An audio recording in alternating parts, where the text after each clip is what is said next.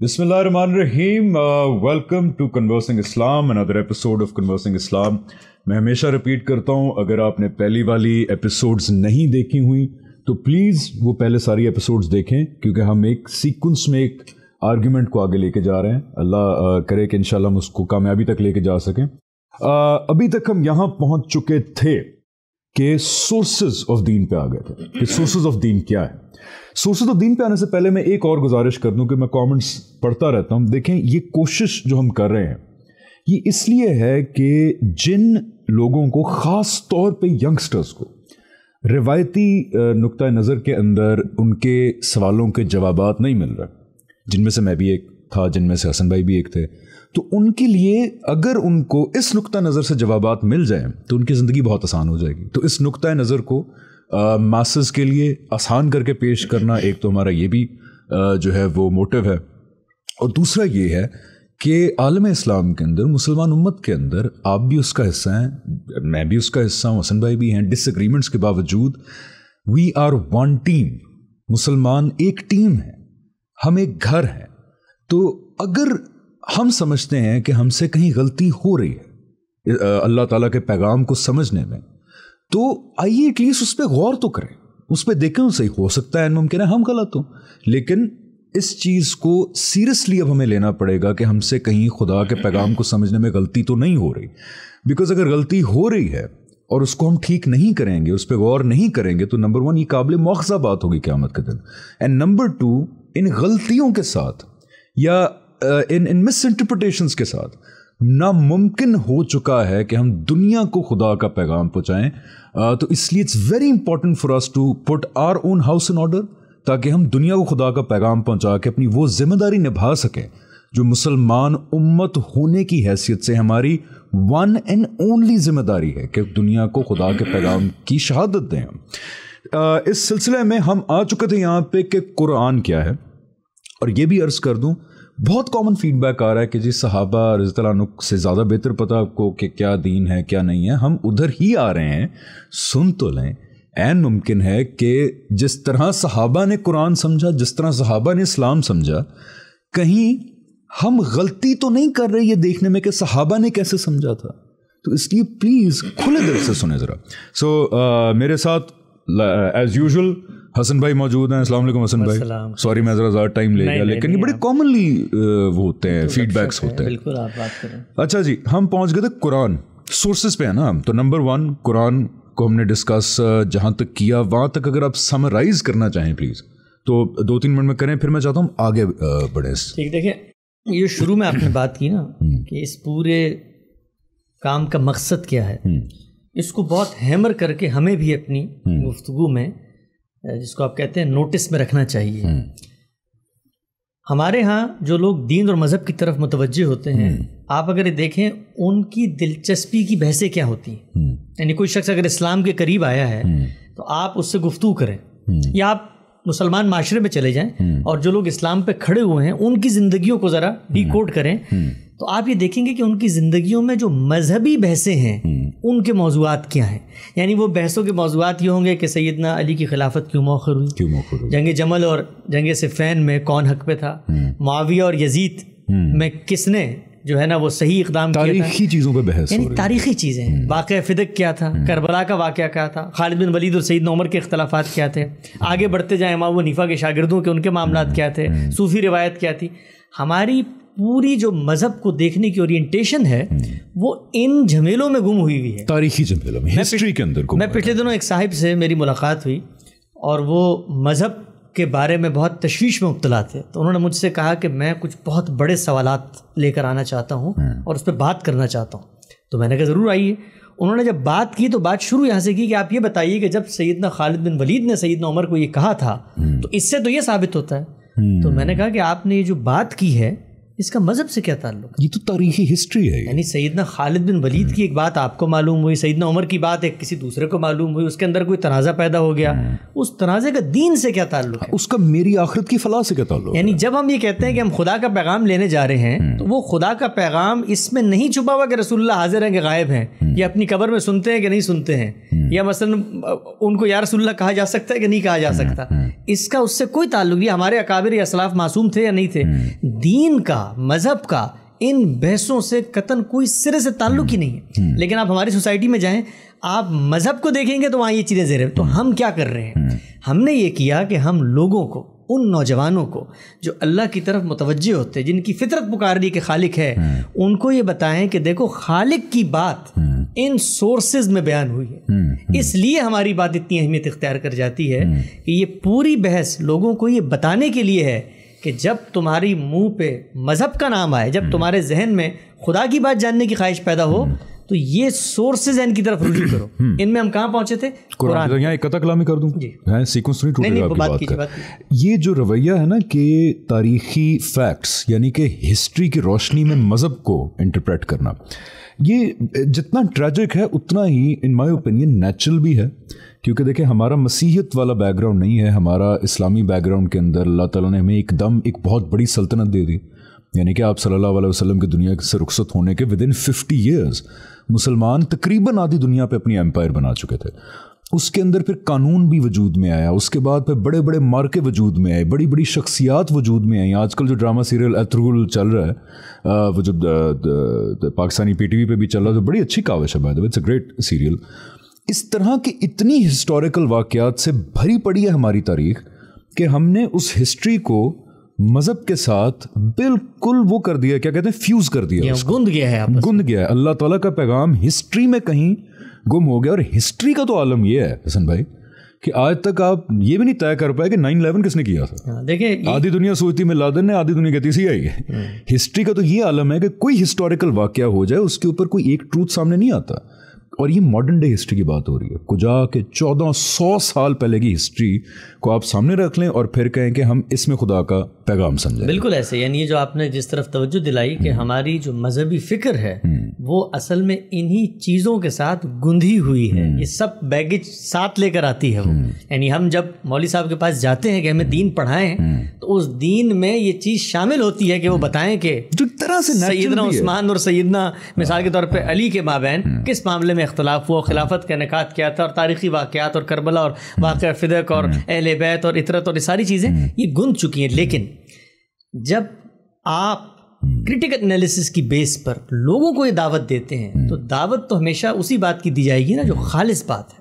آپ لوگوں کو یہی کہیں گے کہ بھائی سائنس پڑھنی ہے تو پاکستان کے اندر کسی شخص کے اس دعوے پہ کہ پانی سے گاڑی چل سکتی ہے, سائنس کو بنیاد نہ بناؤ. سائنس کی بنیادیں یا سائنس کی منہاج وہ بالکل الگ موجود ہے.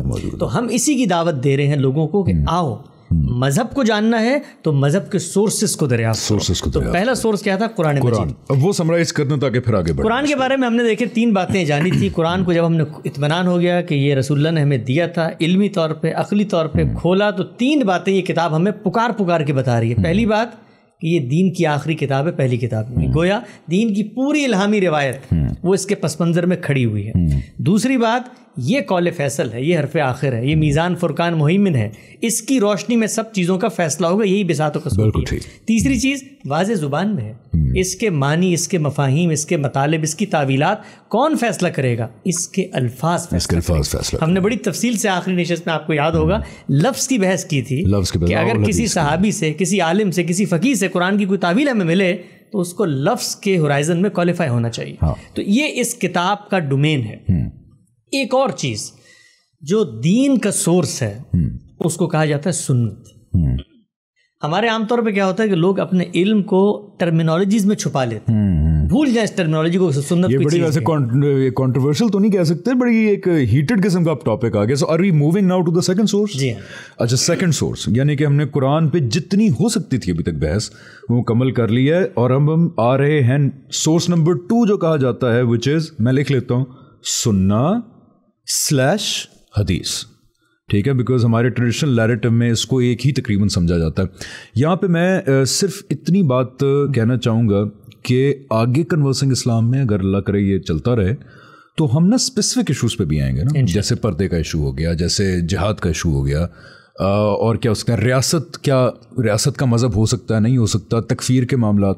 لیکن وہ نہیں ہم اپنا پوائنٹ آف ویو سمجھا پائیں گے جب تک سورسز کے اوپر ہم کلیئرٹی نہیں حاصل کرتے. ہر چیز جس کو آپ کہیں گے نا دینی تصور ہے, اس پوری بحث کا مقصد یہ ہے کہ آپ کو ہر منطق, ہر فلسفہ, ہر رائے اس کے ساتھ آ کے اٹیچ کر کے منوانی پڑے. سورسز پہلے پھر سمجھنے پڑیں گے بڑے شدید طور. جی ہاں جی, اسی لیے اس پہ ہم غور کر رہے ہیں. اور بطور طالب علم میں سب کو دعوت دیتا ہوں, ہم خود اس سفر سے گزر رہے ہیں کہ اس کو جانے کے مذہب جب ہم کہتے ہیں کہ خدا کی بات ہے تو پھر خدا کی بات کو تو پھر ثابت کرنا پڑے گا نا کہ خدا کی بات ہے کہ نہیں. بالکل ٹھیک ہے نا. تو آگے بڑھتے ہیں.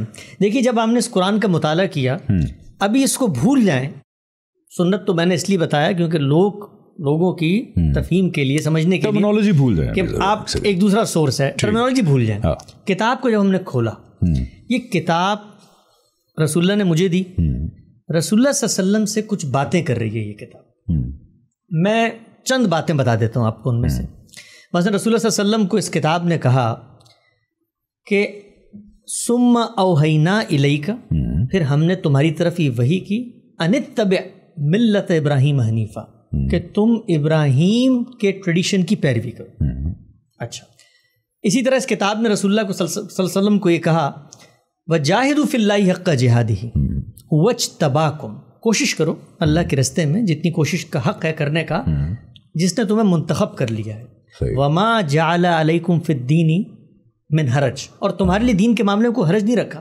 مِلَّةَ أَبِيكُمْ إِبْرَاهِيمَ وَسَمَّاكُمُ الْمُسْلِمِينَ مِنْ قَبْلِ وَفِي هَذَا, اپنے جو پیروں ہیں ابراہیم, ان کی ملت, ان کے ٹریڈیشن کی پیروی کرو جن کو خدا نے مسلمان بنایا تھا.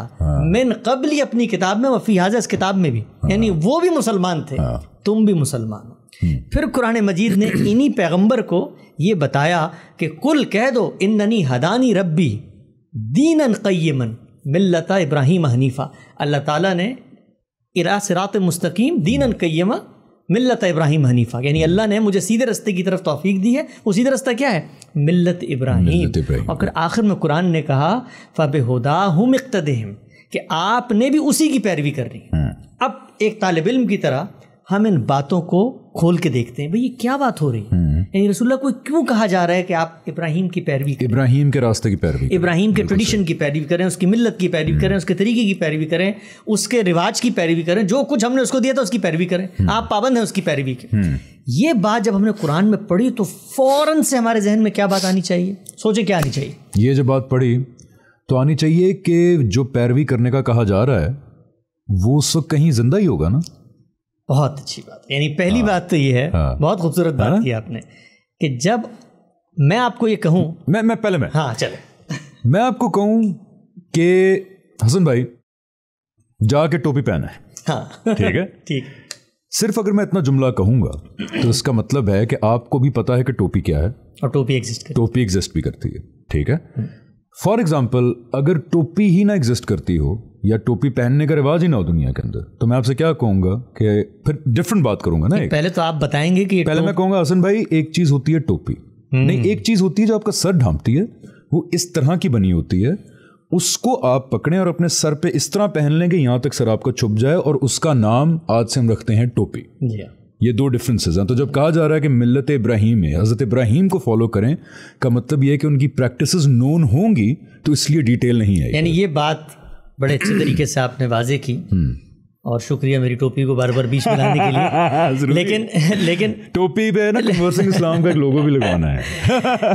لیکن آپ یہ دیکھیے, سادہ سی بات ہے نا, کوئی دقت ہوئی آپ کو سمجھنے میں؟ نہیں. آپ نے بڑی اچھی مثال دی, 20 مثالیں دی جا سکتی ہیں. بھائی میں کہتا ہوں اس راستے پہ جاؤ, وہ راستہ ایگزسٹ کرے گا تو میں جاؤں گا نا. اللہ تعالیٰ کے بارے میں آپ یہ تصور کر سکتے ہیں کہ وہ کسی ایسی چیز کے بارے میں کہیں جو ہو نا, جو موجود نہ ہو؟ کیسے ہو سکتا ہے؟ یعنی میں اور آپ نہیں تصور کر سکتے, تو پھر وہ کیسے کر سکتے ہیں؟ تو اللہ نے قرآن مجید میں نے 5-6 مقامات بتائے, 20 مقامات ہیں, پامال مضمون ہے, ہر جگہ پر, ہر صفحے پر بکھرا ہوا ہے, کہا جا رہا ہے اس کی پیروی کرو. تو پہلی بات کیا معلوم ہوئی؟ ایگزسٹ کرتی.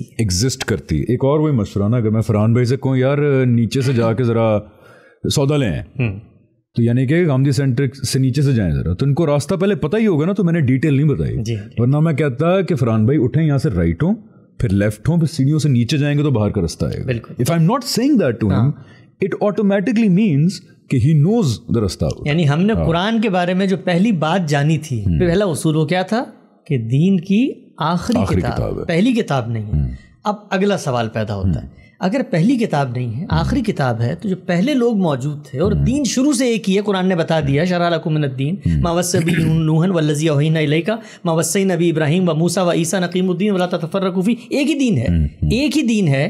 تو سوال یہ پیدا ہوا کہ بھائی جب دین ایک ہے تو مقصد بھی ایک ہونا چاہیے.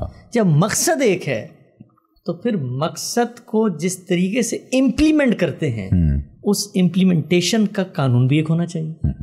اچھا, ایک سوال اور پیدا ہوتا ہے, قانون چونکہ انسانوں سے متعلق ہوتا ہے اور انسان اپنے معاشرے, اپنے تہذیب, اپنے کلچر کے اندر کچھ محدودات کے پابند ہیں, تو پھر اس قانون میں تغیر یا تبدیلی اس کے بیسک ایسنس میں نہیں آئے گی, اس کی شکل میں آ سکتی, اس کے طریقہ کار میں آ سکتی, اس کے اسٹرکچر میں آ سکتی. جو میں سمجھا ہوں ابھی تک کہ قرآن خود کہتا ہے, یہ ہم نہیں کہتے, کہ شروع سے لے کے ایک ہی دین تھا.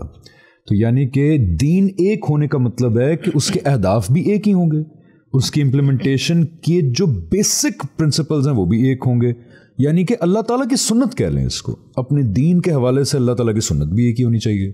یہ why do you conclude that? Change بھی تو ہو سکتی ہے. اچھا, ایک مثال دیتا ہوں آپ کو یہ بات سمجھانے. ہو سکتا ہے, نہیں میں اپنا پوائنٹ آف ویو نا کامن مین سے لے کے آ رہا ہوں. ہو سکتا ہے کہ دین کا پہلے مقصد صرف ہو کہ لوگوں کو عبادت کروانی ہے, لیکن آخری دفعہ جب قرآن آیا, آپ صلی اللہ علیہ وسلم آئے, تو ہو سکتا ہے مقصد اور چینج ہو گیا کہ اب عالمی لیول پہ جو ہے وہ نافذ ہونا ہی ہے. اب یہ جیسے ڈاکٹر اسرار صاحب نہیں کہتے تھے کہ اللہ ان کو جنت نصیب کرے, کہ اسلام جب نافذ نہیں ہوتا تو مذہب ہوتا ہے, لیکن جب نافذ ہو جائے تو وہ دین ہوتا ہے. تو آداب چینج بھی تو ہو سکتے ہیں. تو بس پھر وہی کام کریں گے جو ہم نے پچھلی 3 قسطوں میں کیا ہے, کہ انگلی پکڑیں گے آپ کی, ہم کہیں گے بالکل ٹھیک کہہ سکتے ہیں, آپ سے غلطی, آپ کیسے غلط بات کر سکتے ہیں, آئیے اپنی بات کو اس کتاب کے الفاظ سے کوالیفائی کر دیں. یہ دیکھ رہے ہیں آپ سورسز ہوتی کیا ہیں, یعنی کچھ بھی کہیں آپ. اور میں لے میں ہوں, لیکن مجھے پتا قرآن میں لکھا ہے کہ اور اللہ تعالیٰ اپنی سنت میں کبھی تبدیلی نہیں کرتا. قرآن مجید یہ بتاتا ہے کہ جب دین شروع سے ایک ہے, قرآن مجید جب یہ بتاتا ہے کہ دین کا مقصد کیا ہے, قرآن مجید جب یہ بتاتا ہے کہ پیغمبر کو بھیجتے کیوں ہیں, تو پھر وہ پیغمبروں کی داستان سناتا ہے نا. تو پھر آپ پیغمبروں کی داستان میں اگر کوئی کانٹرڈکشن پیدا ہو گئی ہے, پہلے پیغمبروں کو حکومت قائم کرنے کے لیے بھیجا گیا تھا اور ان کو کسی اور مقصد سے ان کو حکومت کے لیے بھیجا گیا ہے, تو یہ سب کے سب فلسفے, سب کے سب نظریات. میں یہ نکلوانا چاہ رہا تھا کہ قرآن اٹس سیلف بتاتا ہے, اٹ سیلف بتا رہا ہے. یہ آپ کی اور میری کوئی لاجیکل ازمپشن نہیں ہے. وہ جو کہتے ہیں نا گاندھی صاحب, آپ میں ہم سارے لاجک سے سمجھنے کی کوشش کرتے ہیں, قرآن بتا رہا ہے جگہ جگہ. پلیز ایک منٹ ذرا اس کو مزید ایکسپلین کر دیں کہ اللہ تعالیٰ نے سمرائز کر کے کہاں کہاں بتایا ہے کہ میری سنت نہیں بدلتی ان معاملوں کے. دیکھیں وہ تو قرآن مجید کے اندر صفحے پہ اللہ تعالیٰ نے بتایا, ولن تجد لسنت اللہ تبدیلا.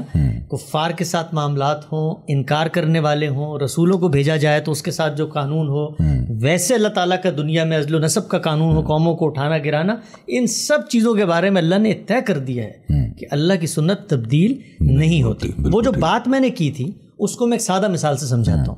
میں آپ سے کہتا ہوں کہ بھائی آپ پاکستان کے شہری ہیں, آپ پاکستان کے آئین کی پیروی کریں, کانسٹیٹیوشن آف پاکستان کے آگے سرنڈر کرنا, اس کو اوبے کرنا, اس کی کمانڈز اور اس کی جو انسٹرکشن ہے ان کو فالو کرنا, یہ آپ پر لازم ہے. تو اب کانسٹیٹیوشن آف پاکستان کب بنا تھا؟ 1973 میں, 1973 کا آئین. لیکن جو کانسٹیٹیوشن آف پاکستان اس وقت آپ کے ہاتھ میں ہے وہ ہے تو 73 کا, لیکن اس کے اندر امینڈمنٹس ہوئی, آخری امینڈمنٹ 18ویں ترمیم ہے جس کے بارے میں آج کل بات ہو رہی ہے. 18 ترمیمات ہو چکی ہیں, ٹھیک ہے نا. تو جب میں آپ سے کہوں گا کہ آئین کی پیروی کریں, تو اس کا مطلب یہ کہ آئین جس حالت میں, جس کیفیت میں, جن اضافوں کے ساتھ اس وقت موجود ہے, آپ نے اس کی پیروی کرنی. اچھا, ایک پوائنٹ میں یہ بھی سمجھاؤں کہ ہمارے جو پچھلی امتیں تھیں جیسے یہود ہیں یا نصارہ ہیں, میرے خیال ڈفرینس یہی ہے کہ آج کے دور میں اگر کسی سے کہا جائے کہ آپ پاکستان کے آئین کی پیروی کریں, وہ کہیں بھی ہم تو صرف اس آئین کی پیروی کریں گے جو 1973 میں آیا تھا. 1973 کے بعد جو بھی ترامیم ہوئی ہیں, آئی ایم سوری, ہم نہیں فالو کریں گے, یہ ہماری پہلے سے امتوں کا میرا خیال ہے یہ والا ایک.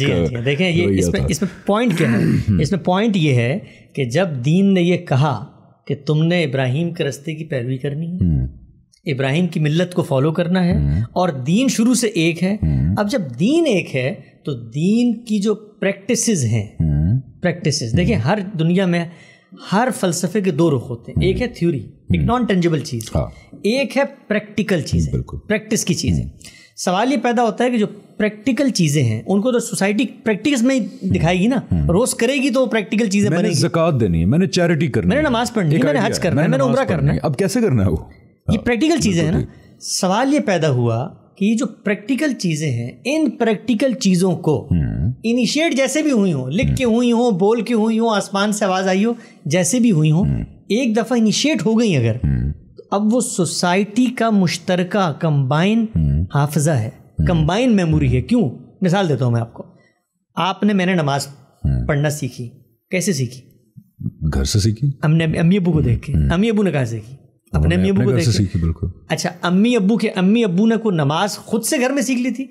مسجد پڑھی تھی, محلہ پڑھ رہا تھا, جمعہ ہوتا تھا, اور عیدین ہوتی تھی, پوری سوسائٹی پڑھ رہی. عملی چیزیں جو ہیں وہ سوسائٹی میں ایگزسٹ بھی کرتی ہیں. اب یہ سوال پیدا ہوا کہ یہ جو عملی چیزیں آلریڈی ایگزسٹ کرتی ہیں, میں اگر آپ کو یہ کہوں, آپ کو یہ بتاؤں کہ دیکھیں آپ نے دائیں ہاتھ گاڑی چلانی ہے, یہ قانون ہے, ٹھیک ہے نا, آپ سڑک پہ نکلتے ہیں اور آپ دیکھ رہے ہیں سب دائیں ہاتھ چلا رہے ہیں, تو آپ کے لیے یہ زیادہ بڑی دلیل ہوگی کہ سب دائیں چلا رہے ہیں, یا میرا کاغذ پہ لکھا ہوا کوئی انسٹرکشن بڑی دلیل ہوگی؟ ہاں نہیں, وہ زیادہ بڑی دلیل ہوگی کہ بھائی سب یہ وہی کام کر رہے ہیں نا. ٹھیک ہو گیا. بالکل. دین نے جب اپنی یہ ہدایات دیں, انبیاء کے ذریعے دیں, اس کے پریکٹیکل حصے کو لوگوں نے پریکٹس کرنا شروع کر دیا, رائٹ. اب جب اگلا پیغمبر آیا تو آپ مجھے بتائیں اس اگلے پیغمبر کو کیا یہ کہنے کی ضرورت ہے کہ آؤ لوگوں میں تمہیں بتاتا ہوں کہ نماز کیا ہوتی ہے, کہ روزہ کیا ہوتا ہے, روزہ کیا ہوتا ہے, زکوٰۃ کیا ہوتی ہے. وہ پریکٹسز آلریڈی چلتی ہوئی آ رہی ہیں. اس لیے کہ جب آپ یہ کہیں گے کہ نماز کیا ہوتی ہے, آپ سمجھانا چاہیں گے, تو لوگ یہ کہیں گے کہ بھائی آپ نماز کے بارے میں مجھے سمجھا رہے ہیں, آپ ذرا خود غور کریں کہ ایک لفظ آپ بول رہے ہیں نماز, ٹرمینالوجی مجھے پتہ ہے وہ کیا ہے, مجھے پتہ ہے وہ کیا ہے, تو یہ آپ سے تو انیشیٹ ہی نہیں ہوتی. اچھا ٹھیک. اور یہ بھی بائی دا وے ہم نہیں کہہ رہے, اچھا میں بائی دا وے ریمائنڈ اس لیے کرا رہا ہوں بار بار کہ لوگ یہ کہتے ہیں کہ اچھا جی یہ تو دیکھیں نا آپ نے خود سوچ لیا ہے بات.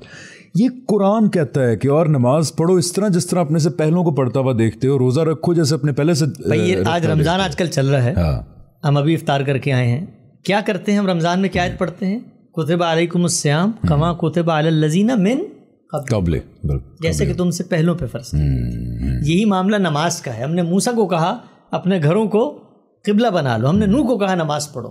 تو پریکٹسز جو ہیں وہ ایک ہیں, لیکن جیسے جیسے زمانہ بدلتا ہے, زمانہ بدلے گا, پیغمبر آئیں گے, پیغمبر کو ہدایت لے کر آئیں گے, وہ ہدایت ٹرانسفارم ہوگی نا, تو اس کے اندر, اس کو میں بالکل سادہ مثال سے کہتا ہوں, ایک سافٹ ویئر ہے آپ کے پاس, اس سافٹ ویئر کی جب اپڈیٹ آتی ہے تو سافٹ ویئر کا فنکشن تبدیل نہیں ہوتا, اورینٹیشن میں تھوڑا سا فرق ہے. تو ہوا کیا, یا کچھ نیا ایڈ ہو جاتا ہے یا کچھ نکال دیا جاتا ہے. ہوا کیا, رسول اللہ صلی اللہ علیہ وسلم کو جب ہم نے کہا کہ آپ دین کا تنہا سورس ہیں, کیوں؟ کیونکہ اللہ نے ان کو کہا کہ آج سے تم رسول ہو. بالکل. تو اب انہوں نے جو جاری پریکٹسز تھیں ان کے اندر کچھ ترمیمات بھی کی, کچھ اضافے بھی کیے, کچھ جو مردہ ہو گئی تھیں ان کی تجدید بھی کی, ان کو زندہ بھی کیا. مثال دیتا ہوں میں آپ کو. نماز تو لوگ پہلے سے پڑھتے چلے آ رہے تھے. کیا پہلے لوگ نماز میں قرآن پڑھتے تھے؟ نہیں پڑھ سکتے. کیوں؟ قرآن تو نازل رسول اللہ پہ ہوئے اس وقت. بالکل. تو جب قرآن رسول اللہ پہ نازل ہوا تو اس کا مطلب وہ قرآن نہیں پڑھتے تھے, کوئی اور دعا پڑھتے تھے. اس دعا کو قرآن کے آنے کے بعد پیغمبر نے ریپلیس کر دی قرآن کے اس کے ساتھ, قرآن کے ورسز کے ساتھ. بالکل. اور یہ بالکل ایک نیچرل چیز ہے, ایسے ہی ہونا چاہیے. قبلہ بھی چینج ہوا, وہ بھی ایک مثال ہے. یعنی قبلہ پہلے وہاں پر تھا, اللہ تعالیٰ نے. اچھا یہ بھی ایک دلیل ہے نا کہ پہلے ہمارا جو قبلہ اول تھا وہ تو جروسلم میں تھا. نہیں, وہ ان کے لیے تھا, یہاں والوں کے لیے یہ والا تھا. یہاں والوں کے یہ والا تھا, لیکن پہلے ہم نے دین ابراہیمی کے لیے اس کی پیروی کی. پھر اگر وہ چینج کیا تو بتایا گیا قرآن کے اندر. نہیں, وہ تو یہی اسی قبلے پہ مسلمان پڑھ رہے تھے. وہاں بھی دیکھیں کیا ہوا, آپ نے سوال کر دیا تو بیچ میں اس کو مختصر جواب دیتا ہوں. ہوا کیا, بڑی خوبصورت چیز ہے جو اللہ تعالیٰ نے وہاں کی. ہوا یہ کہ مسلمان خانہ کعبہ کی طرف منہ کر کے نماز پڑھ رہے ہیں. ٹھیک ہے, رسول اللہ کے عہد میں پڑھ رہے ہیں, آپ سے پہلے پڑھ رہے ہیں, سب اسی طرف پڑھ رہے ہیں. بالکل صحیح. یہود اس طرف کر کے پڑھ رہے ہیں. اچھا, اب کیا ہوا, تو یہود نے ان سے یہ مطالبہ کیا کہ بھائی یہ جو قبلہ ہے تو قبلہ تو خدا کا وہ بھی ہے نا, تو تم اپنے قبلے کے اوپر نازاں ہو, فخر کرتے ہو, ہمارے قبلے کی پیروی نہیں کرتے. اللہ تعالیٰ نے یہ آزمانے کے لیے کہ یہ قوم کیا اس حمیت میں مبتلا ہے کہ ہمارا قبلہ، ہمارا ٹریڈیشن، ہماری پیغمبری. تو کیا کہا کہ آج سے منہ ادھر کے بجائے ادھر کر لو تاکہ ہم دیکھیں کہ ان میں سے کون پیروی کرتا ہے. کہ قبلہ کیا ہے بھائی. قبلہ تو اللہ کی مشیت کا اظہار ہے نا، اللہ کی منشا کا اظہار ہے، کس طرف جاتے ہیں. تو بات کہاں سے چل رہی تھی؟ بات یہاں سے چل رہی تھی، ہم نے کہا کچھ عملی چیزیں ہیں. اب عملی چیزوں کو عمل منتقل کرے گا کہ نہیں کرے گا. اچھا ایک چھوٹا سا نقطہ اور یہاں بیان کر رہے ہیں. ہم نے قرآن کے بارے میں کہا تھا نا کہ قطعی اور ایبسولوٹ ہے، کوئی دو رائے نہیں ہے اس کے بارے میں. کیوں؟ اس لیے کہ اس کے ساتھ اجماع، کنسنسس اور تواتر لفظی ہے. لوگوں نے قرآن کے لفظ کو پڑھا ہے، لکھا، یاد کیا ہے. بالکل. تو عمل کے ساتھ کیا ہوا کہ عمل بھی لوگوں کے فہم میں متفق علیہ ہے اور عمل میں متواتر ہے، کنٹینیوس ہے. ٹھیک ہے. تو اس کو کیا کہتے ہیں ہم اصطلاح میں کہ وہ پریکٹسز جو انبیاء کے ٹریڈیشن میں جاری تھی، رسول اللہ صلی اللہ علیہ وسلم نے اس میں اضافہ کیا، ترمیم کی، تجدید کی، اور اس کو اجماع یعنی کنسنسس اور تواتر عملی یعنی پریکٹیکل کنٹینیوٹی کے ذریعے آگے منتقل کر. کہ حسن بھائی دین کی theory which is Quran and the practice which is Sunnah, دونوں کے دونوں میرے خیال ہے انسانی دماغی لحاظ سے بھی جو سب سے بہترین میکنزم ہو سکتا ہے کسی انفارمیشن یا پریکٹس کو محفوظ کرنے کا، جو کہ کنسنسس اور تواتر ہے. تو یعنی قرآن اور اس کی پریکٹس، ہمارے پاس کنسنسس کسی 10 لوگوں کا نہیں، علماء کا نہیں، پوری جنریشن کا کنسنسس اور تواتر 1400 سال سے جو چلتا آ رہا ہے اس سے پہنچا. اچھا اسی لیے آپ کبھی نوٹس کریں لوگوں کو بتانے کے لیے کہ اس کے بعد بریک سے واپس آ کے پھر ول کنٹینیو یہیں سے کہ سنت کی طرف آ رہے ہیں، کیوں ڈفرینس نہیں ہے مسلمان امت کے اندر کہ 5 نمازیں ہیں سب مانتے ہیں، لیکن نا کتنے فرقے ہیں، کتنے سیکٹس ہیں، کتنی سیاسی موومنٹس چلیں، کتنی ایمپائرز بنی، گریں، لڑائیاں ہوئیں، جنگیں ہوئیں، آج تک کسی سیکٹ نے آگے یہ نہیں کہا یا یہ مین اسٹریم نہیں بنا کہ یہ نمازیں تو 3 ہیں یا نمازیں 8 ہیں. کسی نے نہیں کہا. فرضوں کی تعداد کے اوپر کوئی بھی if I'm correct wrong تو مجھے کریکٹ کر دیں کہ کوئی ہے جو فرائض کی تعداد پہ بھی کوئی مسئلہ ہو کہیں پہ کوئی کرے. مثال کے طور پہ کسی کا اگر ذہنی توازن بگڑ جائے تو پوری کی پوری سوسائٹی کھڑی ہے ٹھیک کرنے کی. کہے گی بھائی آپ بتائیں آپ کہاں سے کہہ رہے ہیں کہ کبھی انیشیٹ کیا فجر میں 4 فرائض ہوتے ہیں. ٹھیک ہے. اس کے ساتھ روزہ دیکھ لیں، سب کو پتہ ہے، سارے فقہوں کو پتہ ہے. کسی کی افطاری اور سحری کی ٹائمنگز میں ڈفرینس ہو سکتا ہے، بٹ ایوری باڈی نوز کہ روزہ کب ہونا چاہیے. اس میں ایک سوال جو لوگوں کے لیے ہم چھوڑ کے پھر بریک پہ جاتے ہیں، ٹائم ہوا، لوگ یہ پوچھتے ہیں کہ اچھا اگر اس طرح تھا تو پہلے تشیعوں کی نماز اور ہماری نماز میں فرق کیوں؟ وہ تو ہاتھ باندھتے ہیں آباد کھولتے ہیں، ہاتھ کھولتے ہیں آباد باندھتے ہیں. چلیں اسی نوٹ کے اوپر ہم بریک لیتے ہیں اور بریک سے واپس آ کے this is an extremely important episode, یہ والی اور اگلی والی very important, so stay tuned and will see you after the break.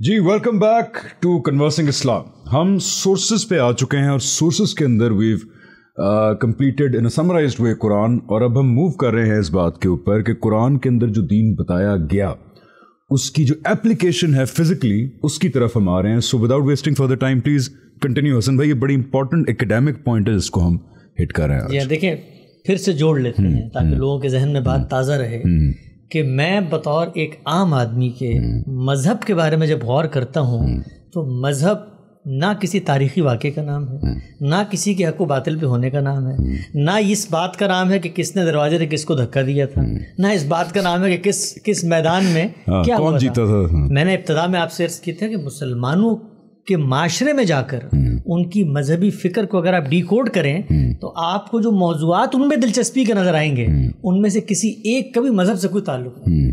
مذہب نام ہے خدا کی تائید کا، خدا کی بات کا. وہ بات کہاں بیان ہوتی ہے؟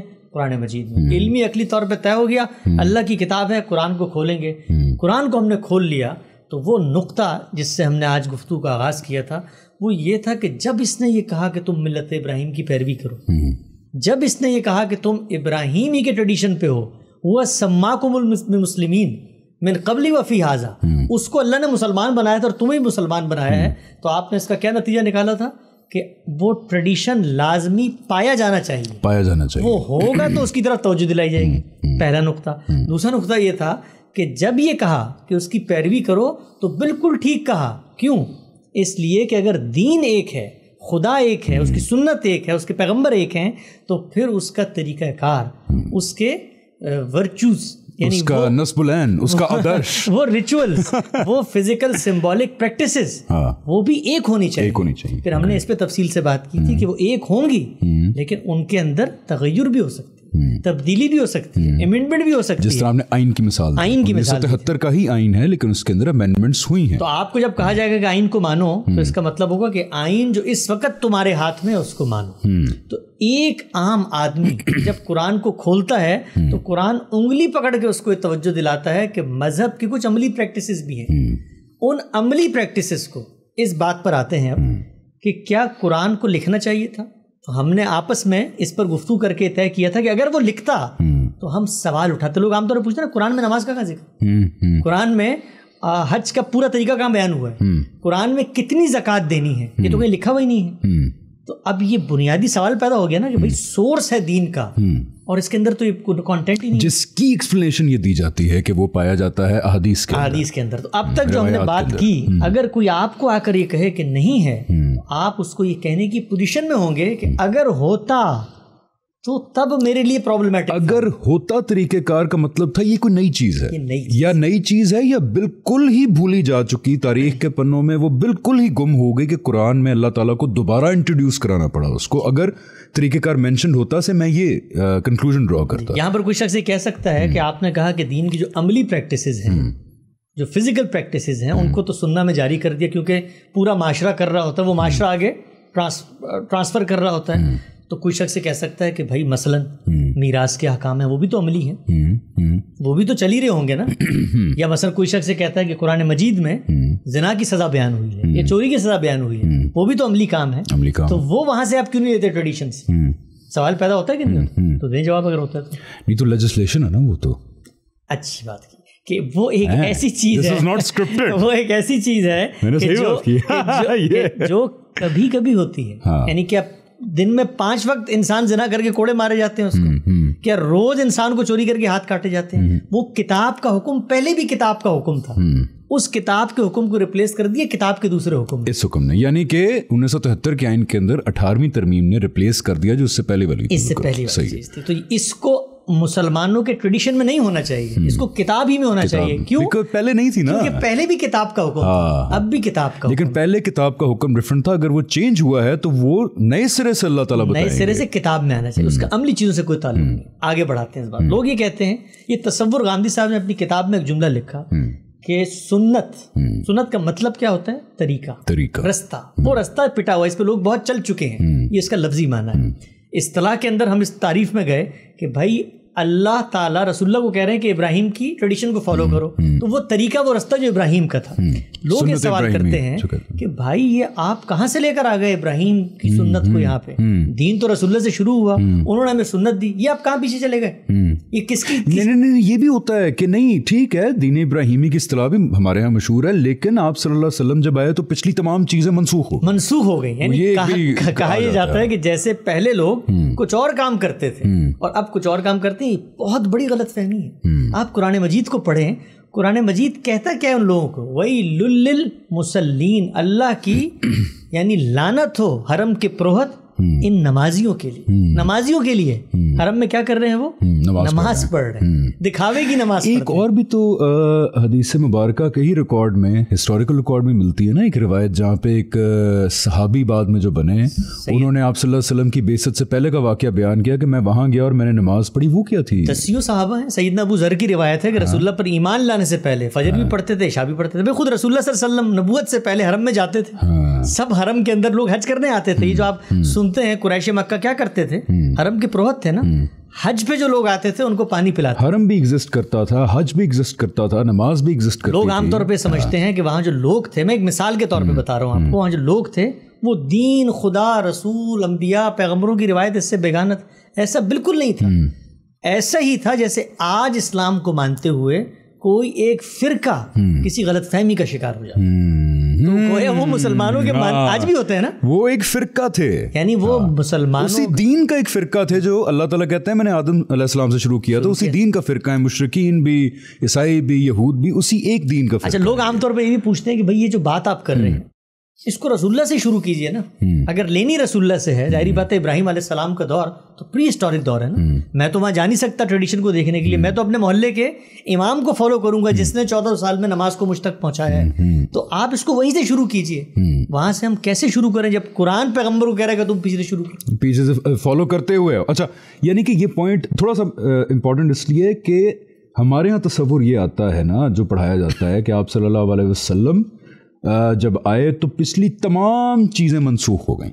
ٹھیک ہے, اسی طرح لوگ ریشنل پیش کرتے ہیں نا, جب حضرت عیسیٰ آئے تو حضرت موسیٰ کی تمام چیزیں منسوخ ہو گئیں آپ حضرت عیسیٰ کے آنے کے بعد, آپ صلی اللہ علیہ وسلم کے آنے کے بعد. پتہ یہ لگا کہ ایسا نہیں ہے, آپ صلی اللہ علیہ وسلم اس تسلسل کی آخری کڑی ہیں rather than کہ starting something new. یعنی اس کو اگر یوں بیان کیا جائے کہ میں دین کہاں سے لوں گا, میرے لیے اتھارٹی کیا ہے, ایک شخص محمد رسول اللہ. یہ بات 100% ٹھیک ہے, لیکن محمد رسول اللہ دین کہاں سے لے رہے ہیں؟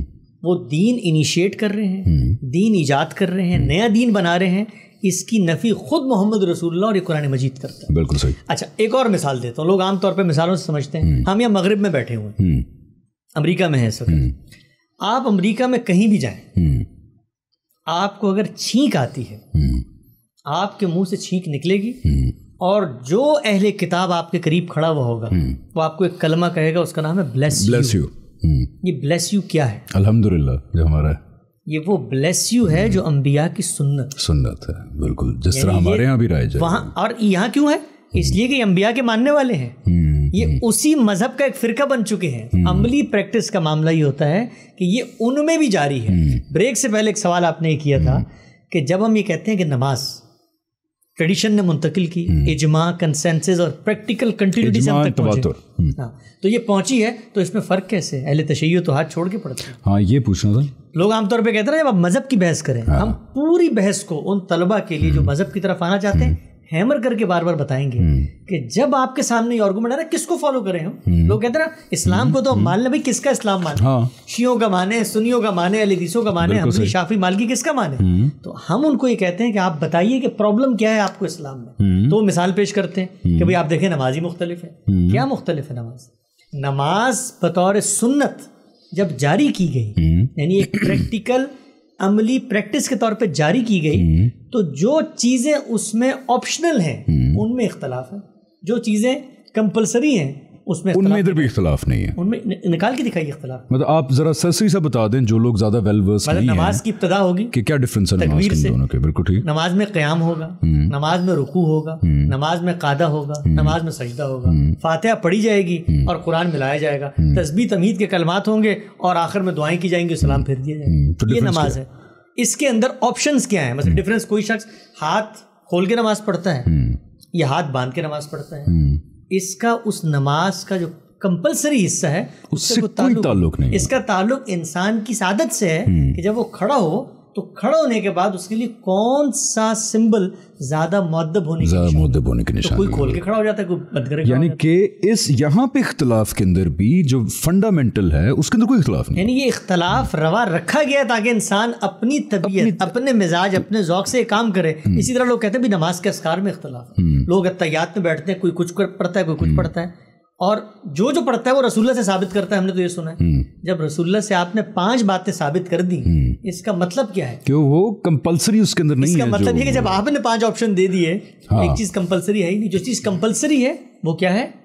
رکعتیں ہیں, اس کے بعد طریقہ کار ہے کہ کھڑے کہاں ہے, رکوع کہاں کرنا ہے. بالکل صحیح. اس میں کوئی اختلاف نہیں. یہ ہے سنت. اچھا, اس سے ویسے پتہ چلتا ہے the power of this medium, جو اجماع اور تواتر کا میڈیم ہے, یہ کتنا پاورفل ہے کہ 1400 سال گزر گئے. کتنی, جو پہلے بات میں کر رہا تھا, اتنے مسئلے مسائل آئے, سیاسی زوال اور عروج آئے, امت کتنی تفرقوں میں بٹ گئی. ایک جگہ فاطمید ایمپائر, پھر عباسد, پھر ادھر فلانی ایمپائر, لیکن فنڈامنٹلز ایگزیکٹلی وہی ہے. دس از دا پاور آف تواتر اور جو کنسنسس کا ہے نا. یہ دیکھیں پیدا کیسے ہوئی ہے پاور. یہ پاور پیدا ہوئی زمانی امکان سے, یعنی خارج کے اندر یہ بات موجود تھی کہ اتنے لوگ جمع ہو جائیں گے تو یہ کام. سیدنا مسیح کے ساتھ نہیں ہوئی. یعنی سیدنا مسیح کے معاملے میں یہی دین ہے جو ان کو دیا گیا.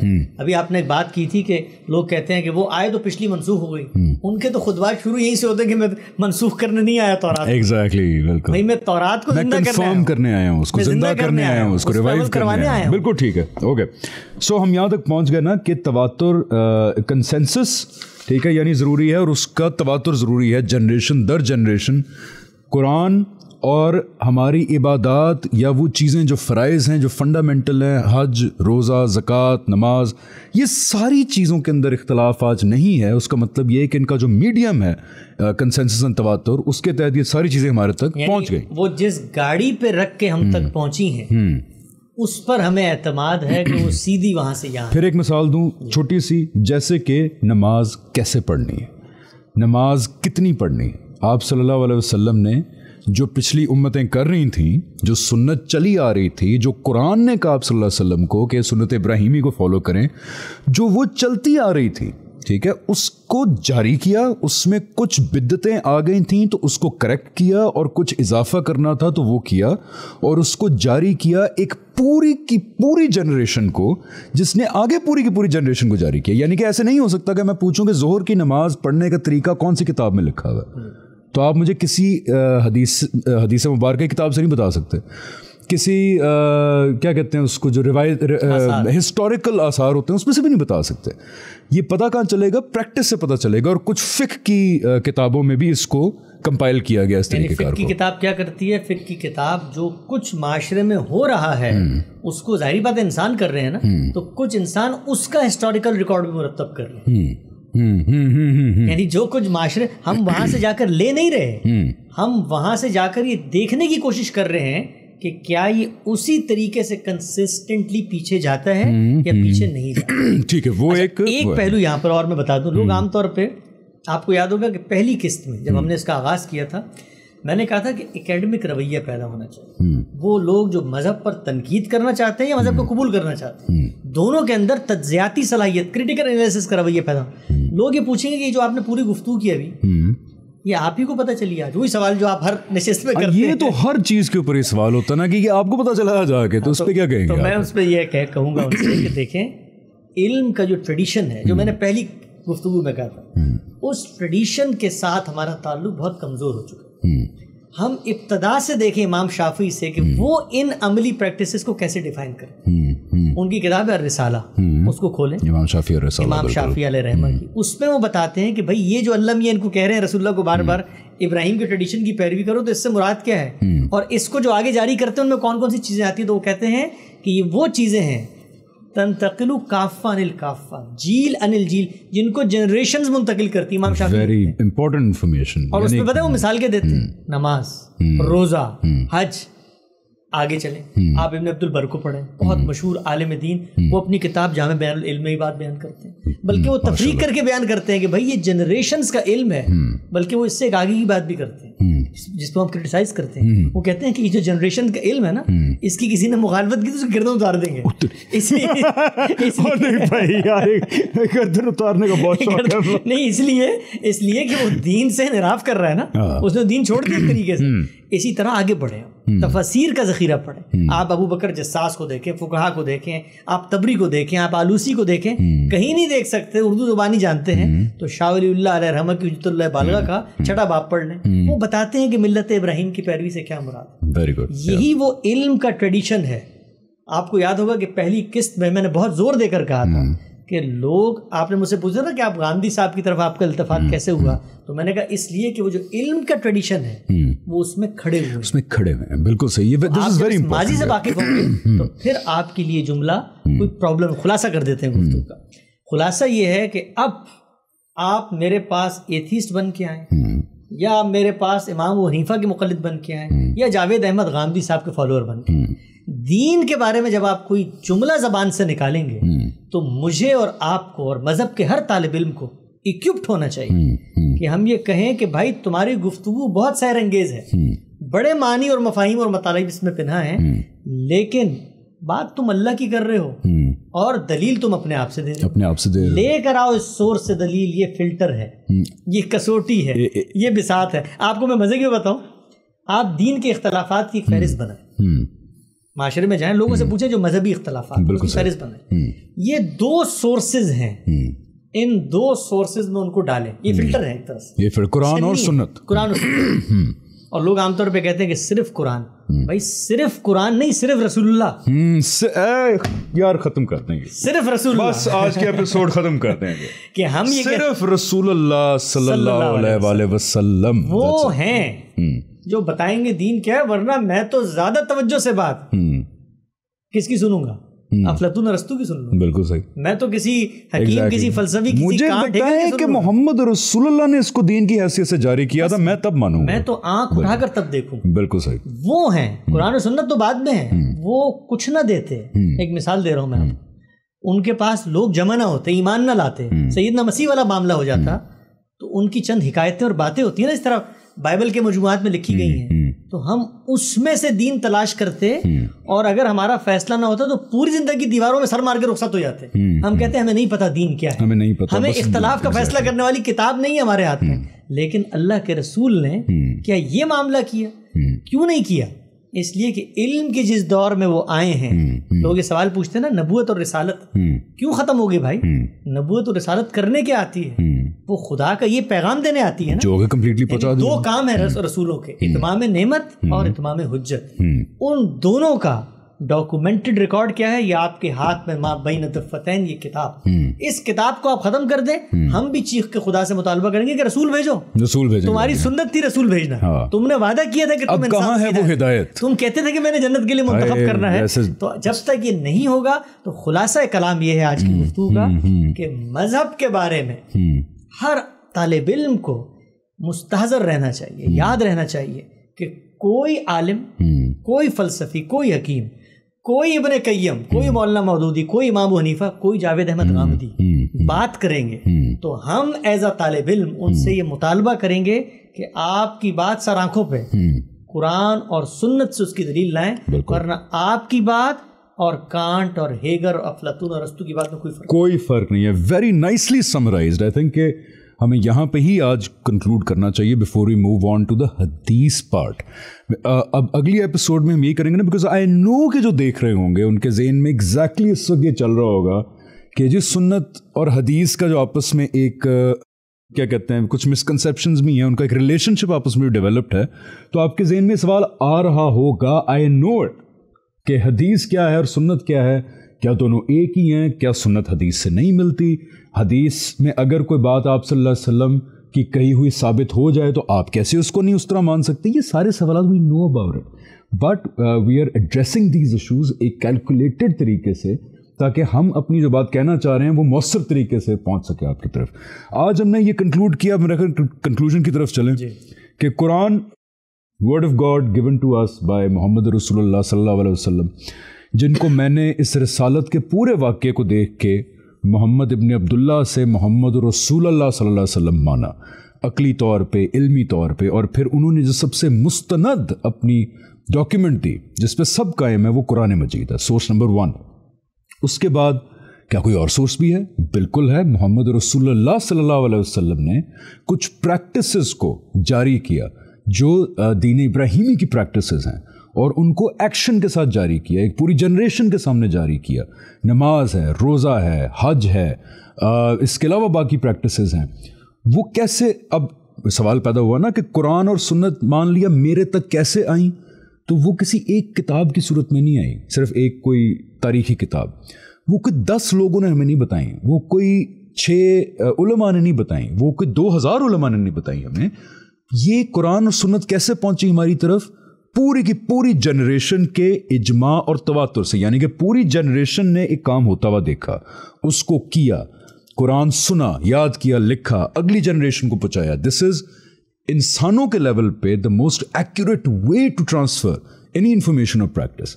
اسی لیے اب آپ کہیں گے کہ یار یہ تو آپ کا خیال بھی ہو سکتا ہے کہ بڑا افیکٹو ہے, یہ نہیں, ریالٹی کے اندر اس کا ایویڈنس موجود ہے. کیا ایویڈنس موجود ہے؟ کہ قرآن اور سنت ہمارے تک بالکل خالص فارم میں پہنچ چکی ہے. اجماع و تواتر سے کیا ایویڈنس ہے اس کا سب سے بڑا ایویڈنس یہ ہے, قرآن میں, عبادات میں, سنت میں کوئی پوری دنیا کے مسلمانوں کے اندر کوئی اختلاف آج تک موجود نہیں رہا. مثال کسی مسلمان نے یا فرقے نے کہا کہ آج تک یہ نہیں کہا کہ 5 نمازیں نہیں ہیں جی 3 ہیں یا 8 ہیں, یا ظہر کی نماز میں 4 فرض نہیں ہیں 2 فرض ہیں, کسی نے نہیں کہا آج تک یہ. تو اس کی ایویڈنس یہ ہے کہ آج تک کوئی اختلاف ان چیزوں میں نہیں آیا. یہاں تک ہم پہنچ چکے ہیں 2 سورسز کے اوپر. In the next episode, we would want to touch now, slowly, gradually, the hadith part. We come to the tarihi record part. So till then, stay tuned and stay safe. I hope آپ کا رمضان اچھا جا رہا ہوگا ساروں کا. Give time to your family, do good deeds, and we'll see you in the next episode. So, assalamu alaikum wa rahmatullahi wa barakatuh.